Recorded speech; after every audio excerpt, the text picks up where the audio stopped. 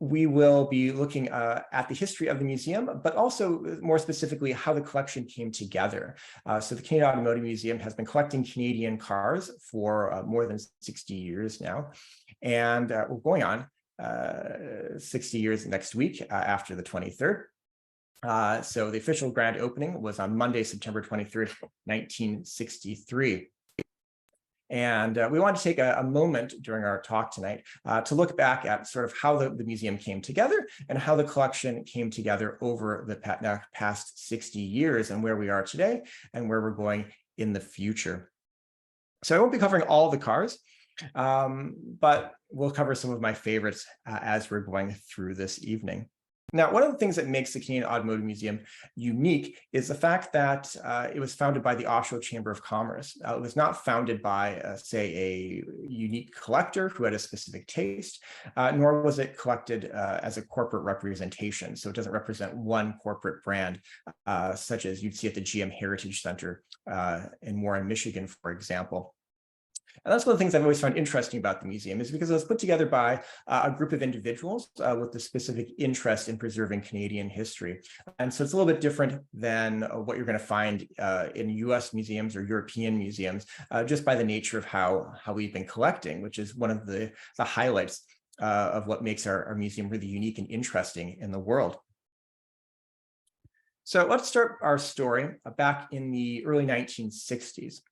This is where our story begins, and it's to give you a backdrop. The early 1960s were actually a period of uncertainty in Canada at the time. So at the time, Canada was really pre-Auto Pact, which would come about in '65. And so there's a lot of tariffs still involved in Canadian cars. And Canada at the time was actually importing more cars and parts than it was actually exporting. So it was a bit of a crisis in the Canadian auto sector. And so there's a bit of nostalgia because back right after the Second World War, around 1950, Canada was still the second largest producer of cars in the world, and that had been quickly eclipsed as England, Japan, Germany came back online in terms of automotive production. And also there's a lot of nostalgia for the 1920s and earlier when there was all these unique Canadian car companies, car brands, McLaughlin, Tud Hope, Grey Dwarf, those types of things that really had this unique Canadian heritage to them. And so with those, there's a lot of feeling that this should be preserved, both looking back at the glory days of the Canadian auto industry, but also trying to encourage the future of the Canadian automotive industry and in Oshawa itself. So I don't actually know who came up with the original idea. Perhaps someone out there in our audience does tonight. But we do know that in 1962, the Oshawa Chamber of Commerce came up with the idea of having an automotive museum. And so the Chamber of Commerce put together a working committee. And I will quote, I'm not going to do a lot of historic quoting this evening, but I wanted to give you a little bit of context of what they were thinking back in 1962. So Oshawa, according to L.R. Barron, who was the chairman of the Motor Car and Industrial Museum Committee, as they called it at the time, of the Oshawa Chamber of Commerce, he said, quote, Oshawa is the Motor City of Canada, but to be truly deserving of its name, should have a motor car and industrial museum. The Oshawa Chamber of Commerce decided that establishing such a museum would be one of its main 1962 projects. A committee was appointed to carry out investigation. The committee learned that a suitable building was available. From a floor area and location point of view, it was ideal. The committee has gone further and accumulated data on the administration of such a museum, as well as estimates of the cost of renovating the proposed building. Now, here is pictures from that study they did back in 1962 of the proposed building, which was then abandoned pharmaceutical factory. It had originally been built as Ontario Motor Sales back in the 1920s. But at this point, the building was empty. There had been a house in where the parking lot is that had been torn down in the late 1950s. And so there was this gravel parking lot on the side and in the back. And really, this building looks very much like the building I began in when I started as curator back in 2014. So you get the basic same shape and size of it. We haven't added on to the building in 60 years. The windows and so forth have been covered up. We did that just a few years ago as part of a renovation project. We added cladding and insulation to the exterior, but generally you can get an idea of the building as they found it back in the 1960s too, still. So they opened the museum very quickly. And so in less than a year, they had pulled it all together. It's interesting to think that the Chamber of Commerce made this their 1962 project, and by September 1963, the museum was open. So I know if you look at other museum projects across the province, they can take 10 plus years to really go from start to finish. And here they really got it done in a very short amount of time. Now, I just need to jump in right now to answer the question that's going to be asked at the end, and that's, was Sam McLaughlin involved in the founding of the museum, and or was General Motors involved in the founding of the museum? And the answer is no to both, generally speaking. So Sam McLaughlin was around 90 years old when this project was going through, about 91 when the project was actually completed. So Sam McLaughlin was not directly involved in it. He did make a financial donation of $50,000 to contribute to the operation of the museum. But generally, General Motors and Sam McLaughlin were not directly involved. This was an Oshawa Chamber of Commerce project, which meant a lot of other local businesses and so forth put together the project. So here we have a picture of the grand opening. So at the grand opening back 60 years ago on September 23rd, 1963, we have our local dignitaries. The mayor of Oshawa is there. Sam McLaughlin is the gentleman with his hat on, who is the founding president of GM Canada, for those who aren't aware. And at the microphone, if you're really good with Canadian history, you're going to recognize Lieutenant Governor Earl Howe, Lieutenant Governor Earl Howe of Ontario. And so he opened the museum. The fun story behind this is that he actually drove Sam McLaughlin in a horse-drawn cutter from Parkwood down to the museum. So there's an interesting connection to sort of the roots of the auto industry going back to the McLaughlin carriage works. And so it would have been quite a show. Of course, 90-year-old Sam McLaughlin being in a horse and buggy, the police would have shut down the street. It would have been more or less of a parade route from Parkwood down the hill to the Automotive Museum. You can see the stage is located in the parking lot right at the entranceway. And lots of dignitaries press there to see the grand opening. And it was broadcast on the radio and everything. So it was quite an event, quite a VIP show at the time with that opening. So that's a little bit about where the museum came from. But let's talk about the cars that were on display. Now, this is what I find really fascinating.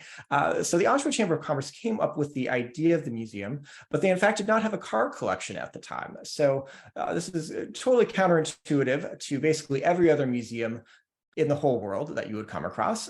So, you know, the Gardner family had a lot of ceramics, and then they started a museum, or Mrs. Bada had a lot of shoes and then started a museum in Toronto. But the Oshawa Chamber of Commerce did not have a collection of cars, but they thought they would start a car museum and then figure it out as they went. And so, in fact, the first cars were actually all borrowed, and some were actually even rented. So they worked with Ron Fawcett, with Fawcett Motors over in Whitby, to use some cars from his collection. He helped locate other cars in the area that would be of historic interest. And they put together the displays really on a temporary basis, starting out sort of as a temporary museum that was meant to grow over the years. So here we have two vehicles.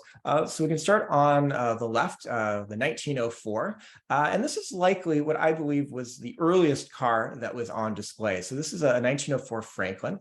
It is a car that is not in the museum anymore. There aren't too many Franklins floating around in Canada, generally speaking. I can't say I've actually ever run across one in Canada. They're much more common down in the States. So this 1904 Franklin likely was the oldest car at the time, and hence that's why we have the Lieutenant Governor as well as Sam McLaughlin sitting in this car, having a good old time, and everyone seems like they're laughing. Maybe he told a good joke about Franklins, who knows? So a nice picnic basket there on the side of it as well. So great car that was temporarily on display and is no longer with us. And so this is a car. I'd love to find where this one has ended up if anyone knows. We'd love to bring it back for a temporary display to kind of bring it full circle. On the right, we have a car. This is actually a photo from 1965, or let me just check, 64. So this is 1964, so a year after the museum opened. And in it, you can see Walter Manning. Now, this is from a GM newsletter, actually. We have Walter Manning. He is a 50-year veteran of the McLaughlin carriage works. So 50 years minus, 1964 minus 50. He had been working in the McLaughlin Carriage Works in 1914. 1915 is the last year they produced carriages. So he was likely one of the last people around that actually worked at the carriage factory making carriages. And so he brought his grandson here, his nephew Paul, I should say, as in this 1910 McLaughlin Buick. And so this is another car that was on display. We don't have this car. This is not, this is often confused with the 1908 McLaughlin. It is not the 1908. The windshield is very clearly different. There's a number of very distinct features that make this a slightly older vehicle.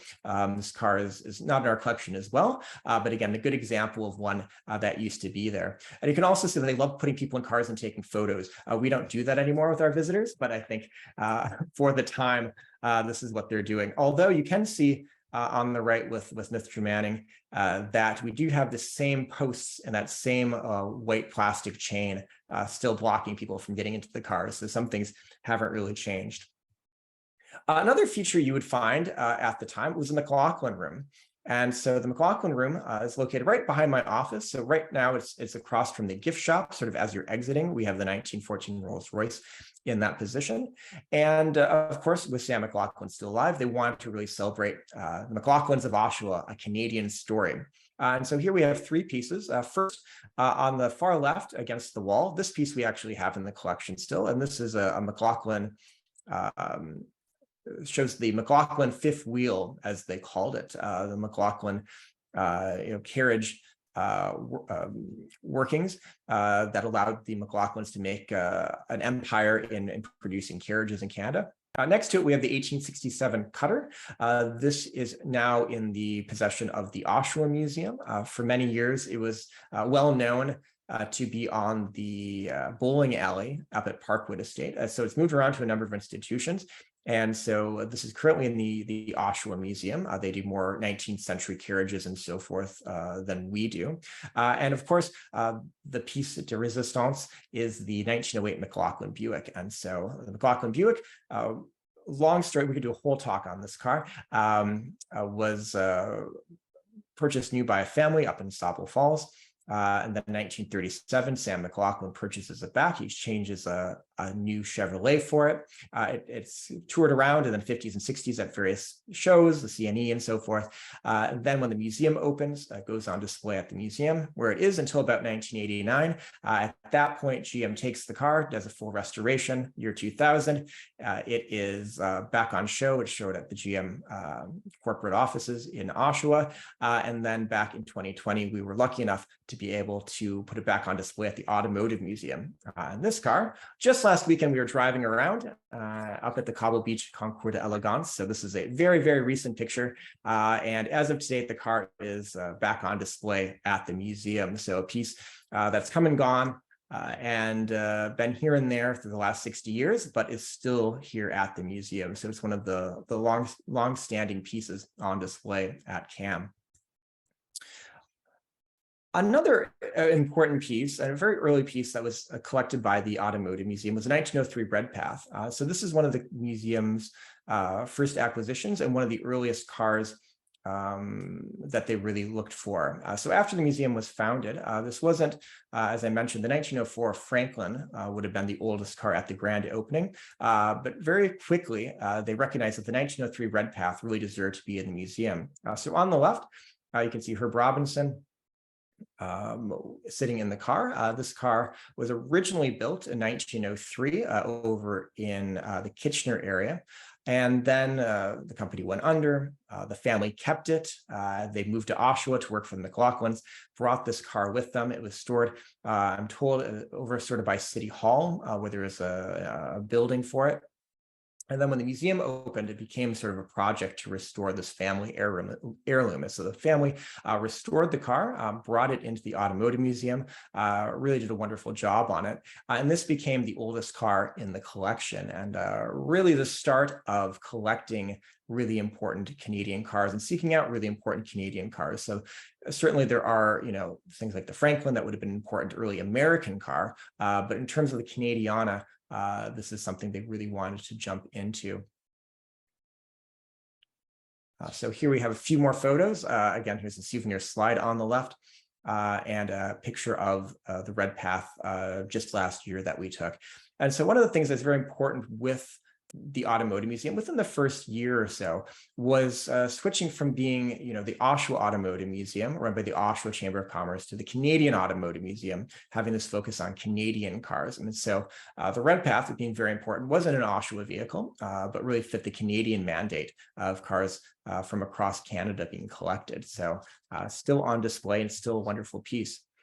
One of the cars I was really surprised about was one of the earliest ones in the collection was our 1930 Marquette.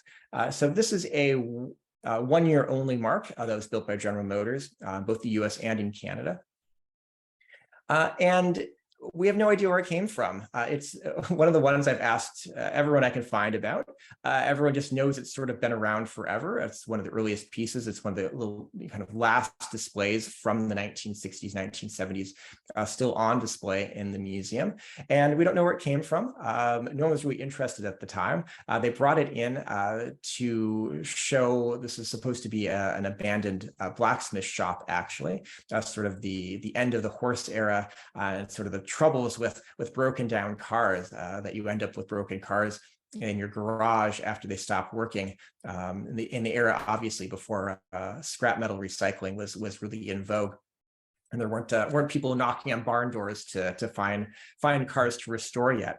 And so that's what they're representing here. And so it's an interesting piece. I don't think we'll ever end up restoring it. It's a great example of a barn find, but one of the longest standing cars on display in the museum. So a bit of a surprise there. Now, one of the cars that's been on display for a long time, and we do know exactly where it came from, is the 1965 Amphicar. And so the Amphicar came in brand new back right after the museum opened in 65. And it came from a dealership over in Warkworth, Ontario. And with this car, the dealer, Carl Newport, brought it in and put it on display. And it was supposed to represent kind of the futuristic space age of the 1960s and where the car was going. Well, unfortunately, the dealership ended up closing in 1975, and it was purchased by a local farmer named Rod Simpson in Inniskillen. And he had seen the car at the museum. He saw it up for auction. And so he purchased the car and brought it right back to the museum. And so the car has basically been on continuous loan for almost 60 years now at the Canadian Automotive Museum. Mr. Simpson passed away recently, but the current owner has continued to keep it on loan at the museum. So we're very lucky to have this beautiful piece. I believe there's only 84 miles on this vehicle. So it's a fantastic piece and really an unintentional, very long-term display that's happened over the years. And I'm sure that people that brought this in back in the 1960s would be very surprised that this car of all things is one of the ones that lasted on display at the museum, with so many other pieces changing over the years. Now, one of the first cars that was actively acquired is the 1914 Galt Gas Electric.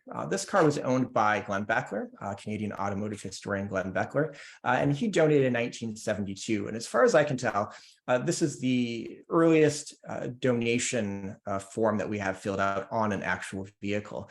And so 1972, from what I can tell, the Galt is actually the first car that's going to be titled to the Canadian Automotive Museum. Now, I mentioned the Redpath and a few other cars, but those were on display. There's other cars that were on display that were on loan and then eventually were donated. But the Galt, as far as I can tell, was the first to actually be donated. So that's the earliest car in our collection, technically. And then others are going to start joining on later in the 1970s, the Redpath and so forth that had been on loan. So the Galt, Glenn recognized that this is a very important vehicle. It's the first gas electric car built in Canada, one of the first in the world, in fact. So a fabulous vehicle. Here we have a picture of it at the Peterson Automotive Museum, where it was on loan for several years. When they reopened the new Peterson Museum, they did a global exhibition on hybrid vehicles, and our car was certainly one that they needed for that exhibit. So we're very glad we were able to send that down and share that with them. And just a great piece. This is back on display now at the museum as well. So let's jump ahead into the 80s. So into the 80s, the museum really starts collecting. So by this point, gone are the days of having to borrow vehicles. And the museum really starts to collect in terms of its Canadian heritage. And one of the first events that brought cars to the museum specifically was the Cars exhibit at the Ontario Science Centre back in 1981. So from this, we got a couple of interesting pieces: our light display that many people pass on the way in, but also our 1981 Plymouth Reliant, our K car, came from this exhibit, as well as our Lotus Formula Junior, which is on the ceiling right when you come in the lobby. So they had these cars, they acquired them at the Science Center for use in this exhibit, but the Science Center doesn't actually collect things. It's not a collecting museum. It's not a collecting institution. And so when they get a car, they don't keep it. So they have to constantly get rid of old displays to make room for new temporary displays. So luckily, the Canadian Automotive Museum acquired a few things. The most interesting being the Lotus Formula Junior, which is on the ceiling because it's not actually a car. This is actually a prototype that the exhibits team built for the exhibit. So they went out and they found a Lotus Formula Junior body. I believe it came from the Labatt Racing team collection. So there's an extra body. They put some wheels on it, steering wheel and so forth.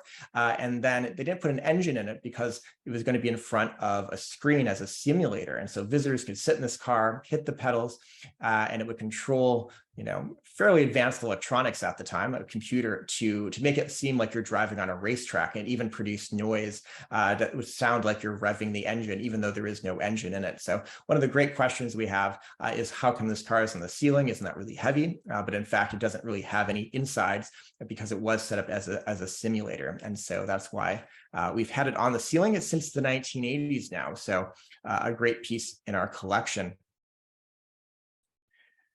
Now, in terms of really building on great Canadian content, that's going to come in 1986 with the dissolution of the Craven Foundation collection. So I could do a whole talk as well on the Craven Foundation, but in a nutshell, the Craven Foundation, the Craven A cigarette company, back in the late 1960s, started collecting cars, Canadian cars, international cars, really nice car collection, actually probably the most fantastic car collection acquired in Canada at that time. And so the cigarette company displayed these cars at fairs, at malls, at different events throughout Canada as they shipped them around. And the whole idea was to get people interested in smoking, of course, not just old cars.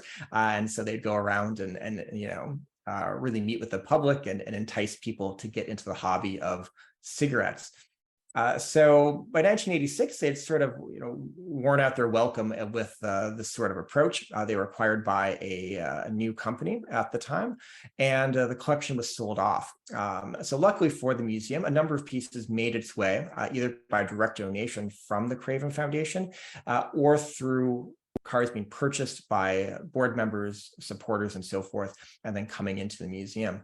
So with the Craven Foundation, we got one of our favorite vehicles in the collection, the 1912 Rolls-Royce. This is known as Ladybird.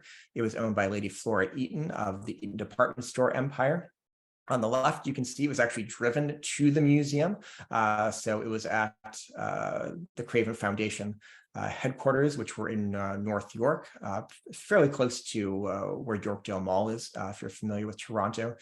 And so here on the left, you can see a chauffeur bringing the director of marketing and service at Rothmans, which acquired Craven A.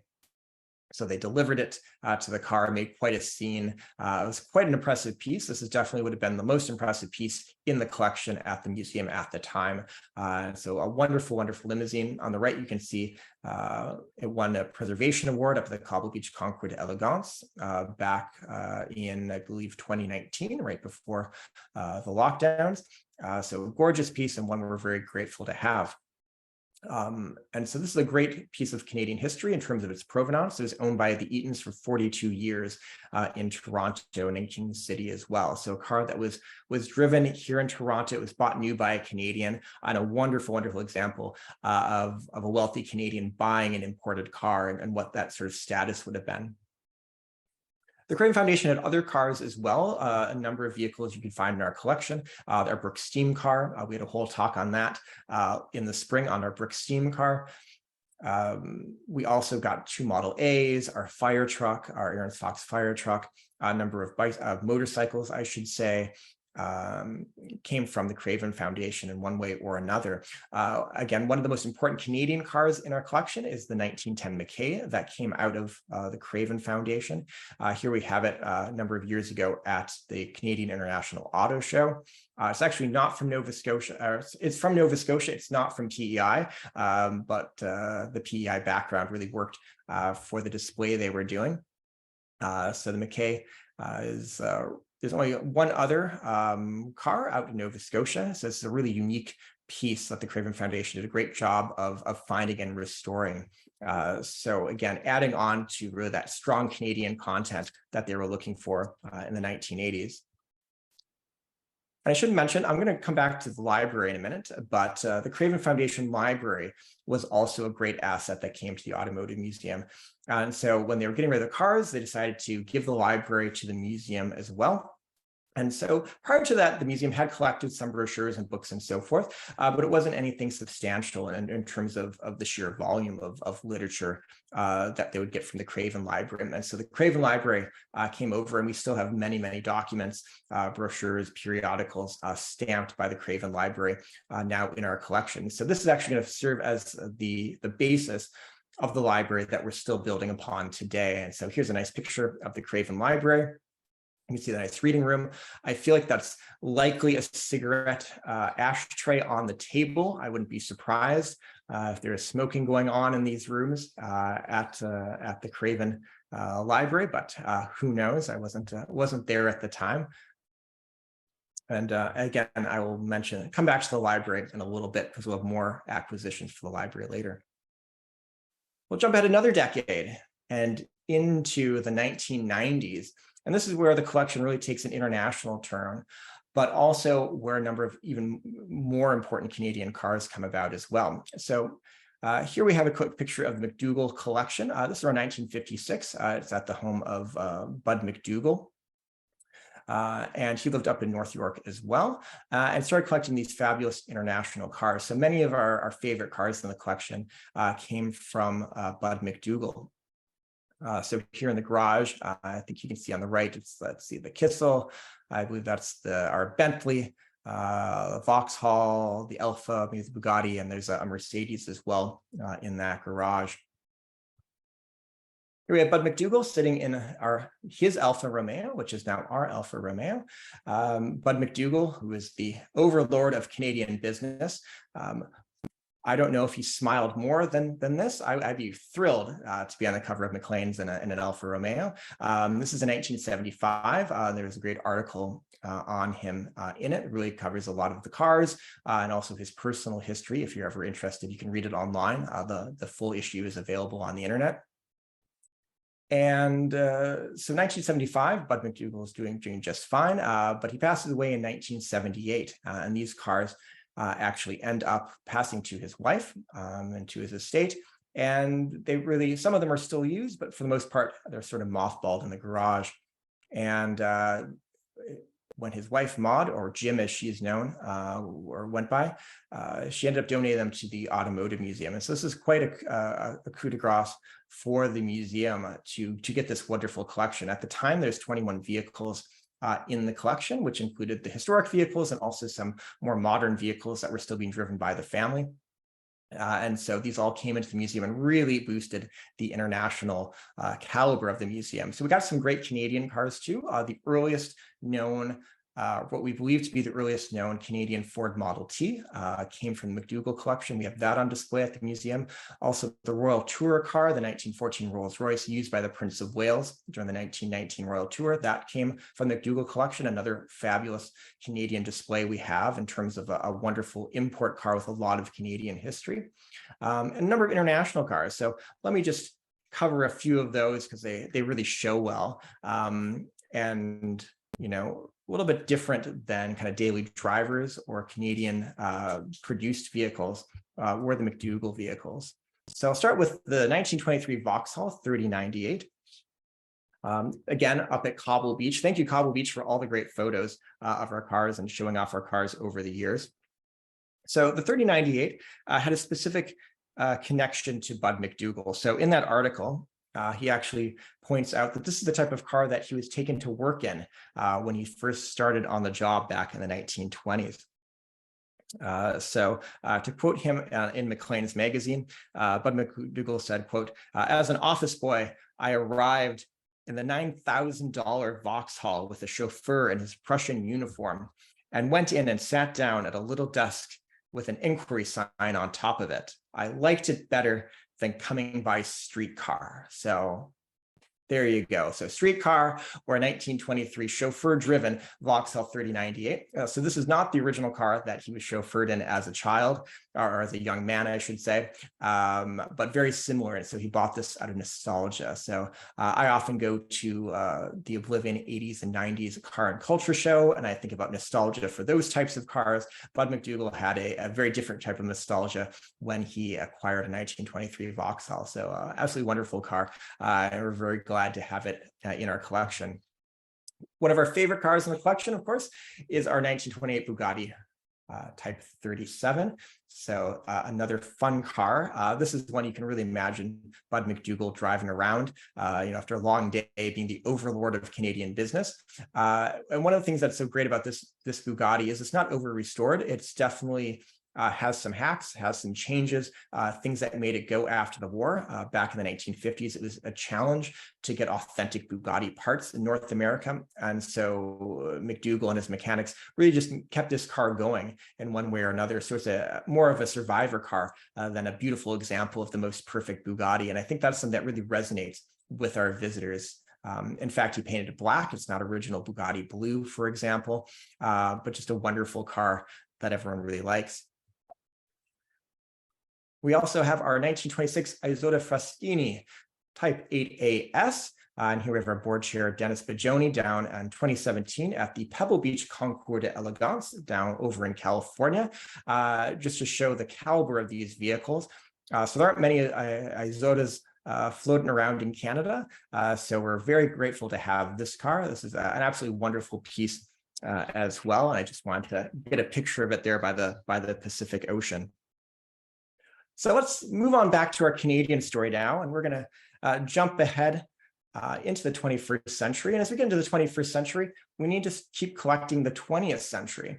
So one of the things I've noticed about the collection is that they weren't really collecting modern cars, new cars at the time. So there's a famous story that when the last Studebaker came off the line in Hamilton, it was offered to the Canadian Automotive Museum, which was open at the time for several years, and it was turned down because the museum did not collect new vehicles. And so they're really focusing on sort of that heyday, that nostalgia back in the 1920s, 1930s, and so forth, or the really early cars, early brass era vehicles. So they weren't looking at new cars. But by the time we get to the 21st century, visitors have a different interest in vehicles.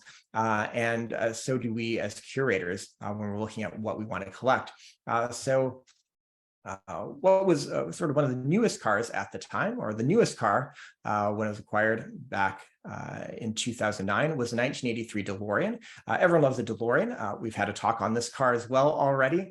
So the DeLorean was acquired in 2009 by from a local dentist who had bought it and had it in Whitby, Ontario, and didn't really enjoy driving it. So it's in very good original shape. It's one of the 88 DeLoreans. That's Canadian spec. Only 88 cars deliberately came to Canada originally.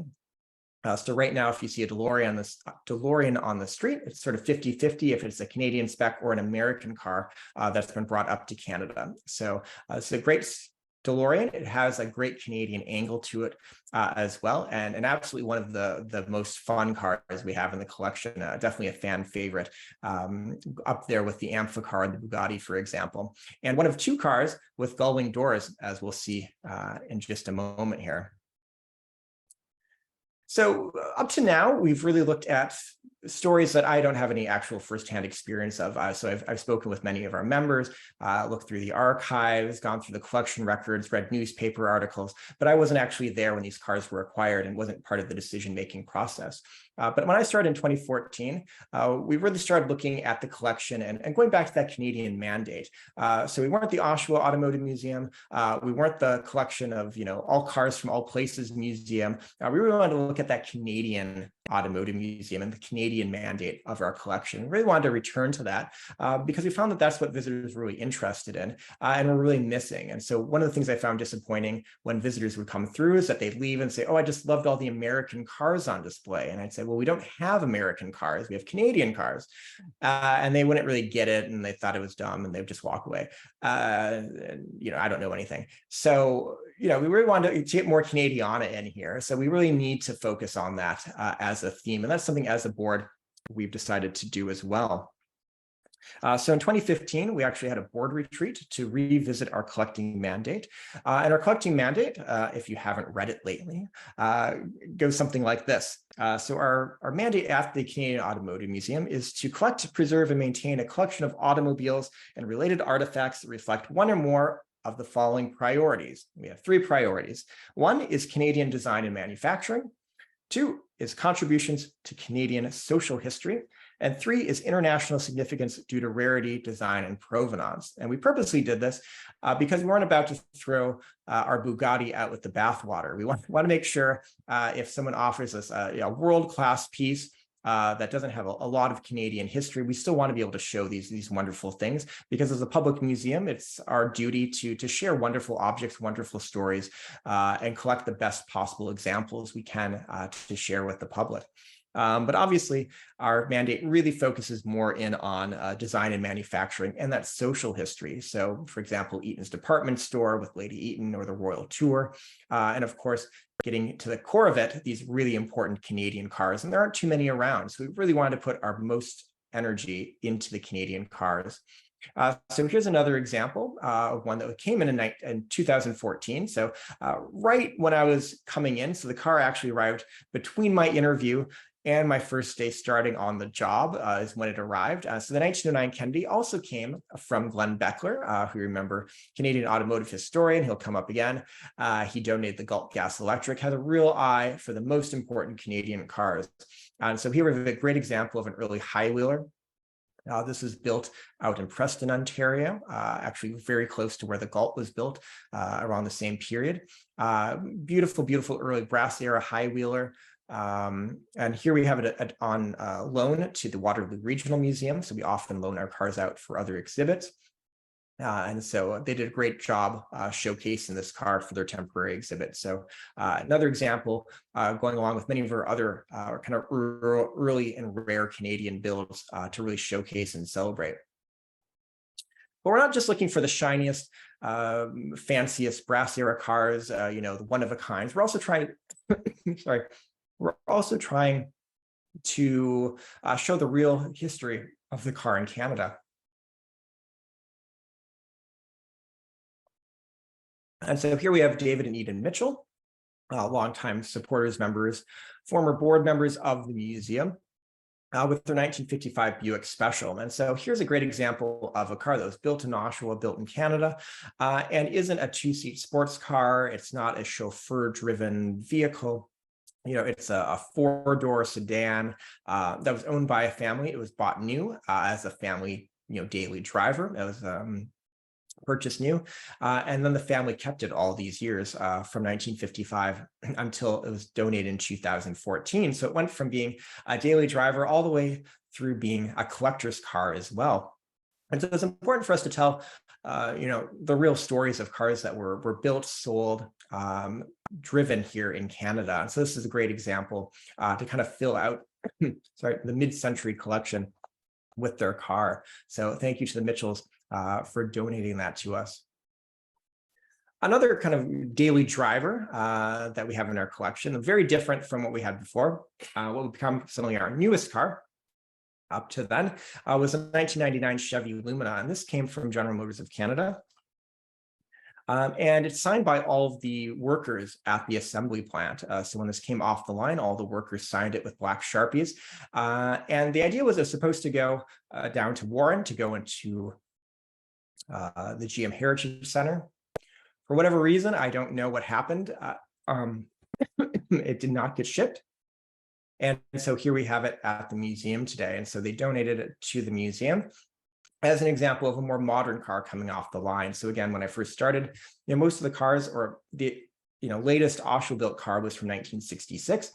And so we had a good 50 years of Oshawa, assembly that wasn't really being covered at that point. So we wanted to bring that story up to speed as well. And really point out to visitors that cars are still being built in Canada. It's not something that happened, way back, back in the 1920s, 1930s, 1950s, but something that continues to happen today. Now, going back to that Canadian theme, we certainly couldn't pass up a Ford Frontenac. Frontenac's an absolutely great car. Lots of Canadiana to it. This is a 1 year, 1960 only Canadian brand, right around the time the museum opened. This is owned by Phil Abram in Toronto, and we brought it in as a great example of Canadiana, and we use it for a lot of our promo shots as well. I'll quickly go through some of our last cars here. Back in 2019, we got our 1975 Bricklin. The museum had a Bricklin before. Bricklins were built out in New Brunswick. And here we have Dr. Sandy Bigman with his wife and dog. And he had this car out in California and really wanted it in a Canadian museum. And so just in the last few years, we were able to get a Bricklin. So now we have 2 sets of gull-wing doors in the museum. And again, trying to bring our collection a little bit more up to date, cars within the last 50 years or so. And also really working on that kind of geographic, overview of Canada as well in terms of what was built here. Now that 1903 Redpath, needed a run for its money. We weren't quite back in the 19th century yet. And so thanks to Ron Foss and the Foss family, just last year, we acquired the 1897 Foss Mobile. This is a tribute replica. The original is lost to time, but the Foss family put together a replica of it. And so this is very different than say, the Redpath or an early McLaughlin, really kind of the experimental age of the automobile in the late 19th century. And so this is one of our newest exhibits, and we're quite happy to have it because at this point, we actually have cars from the 19th, 20th, and 21st century on display, which is really great in terms of telling that entire timeline compared to when we started, when we're kind of from the 1900s up through the 1960s, and that was about it. So we've really doubled our timeline in terms of the stories we're telling here at the museum now. Speaking of modern, we just brought in our Magna Torero, and we've talked a lot about this car as well. This is a prototype made by Magna Corp up in Aurora, Ontario. So they're a parts manufacturer, Canadian parts manufacturer. And with that, they could produce all the cars. They could produce all the parts for a car. And so they built a car with those parts. And here we have it. We just acquired this last year as well. So again, more modern and also very Canadian. Our library grew a bit as well. The Glenn Beckler Canadian Automotive Research Library was named after Glenn Beckler when he passed away. He left his collection, which combined with the Craven Foundation collection, really made us have the world's most significant collection of automotive literature in addition to vehicles. And so we're still working on this today. It's absolutely a fabulous resource, and more to come from our library. And thank you to the many, many donors. Some people bring in one book.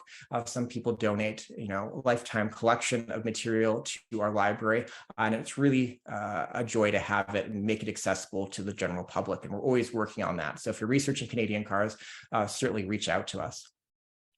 So what's next? I'll just wrap up with a little bit of a drop for Lester B. Pearson's 1963 Buick. This is a car we've recently acquired, and I've dropped lots of hints that we're going to be working on this restoration project. More to be announced. I can't give it all away, but if you join us for our next exhibit opening on November 2023, we are going to be doing an announcement, and I hope to have it on display that evening. So mark your calendar.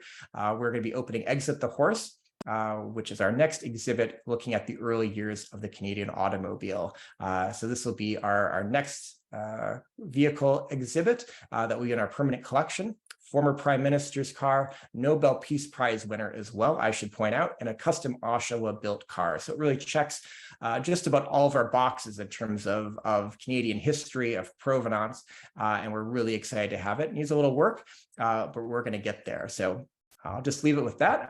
I should be able to cut myself off faster than most of our speakers, but I will turn it over to questions now.